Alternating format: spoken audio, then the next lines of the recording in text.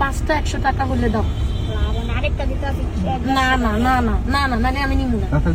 তাড়াতাড়ি আর 20 টাকা। ঠিক আছে, না, 1 2 3 4 5 না ধরবই 20 যা। টাকা দেন ম্যাডাম। না আমার 20 টাকা না, আমারে দে তুই, 20 টাকা। আমার ভিক্ষা দে। না ধরবই না, তোর ফুল তুই লইয়া যা। এই ভিডিওটা বানানোর পরে হয়তো বা আমার ভিডিওতে স্ট্রাইকও আসতে পারে, তারপর আমার কিছু করার নাই, দুই একটা উচিত কথা বলতে হবে। আপু 20 টাকা ওর কাছ থেকে আপনাকে ভিক্ষা নিতে হবে না, আপনার যে কোনো একটা অ্যাকাউন্ট নাম্বার আমার কাছে দেন, আমি আপনাকে 1000 টাকা ভিক্ষা দিয়ে দিচ্ছি।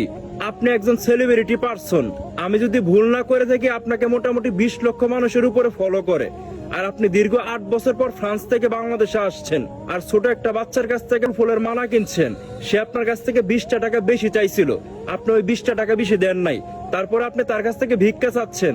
আরে ওরে তো খুশি হয়ে 20 টাকা বেশি দেওয়া দরকার ছিল, কারণ ওর মতো ঢাকা শহরে হাজার হাজার বাচ্চা আছে রাস্তাঘাটে অলিতে গলিতে ভিক্ষা করে বেড়াচ্ছে, আর এই মেয়েটা ওইগুলো না করে সিগন্যালে সিগন্যালে ফুল বিক্রি করতেছে। আর আপনি এটা কোনো কাজ করলেন? আপনার ভিডিওর কমেন্ট গুলো চেক করছেন? আপনাকে প্রত্যেকটা মানুষ বলতেছে ছোট লোক, আর নোয়াখালী মানেই হচ্ছে ছোট লোকের বাচ্চা, এই সমস্ত কথাবার্তা আপনাকে বলতেছে। এই কাজটা মোটেও ঠিক করেন নাই।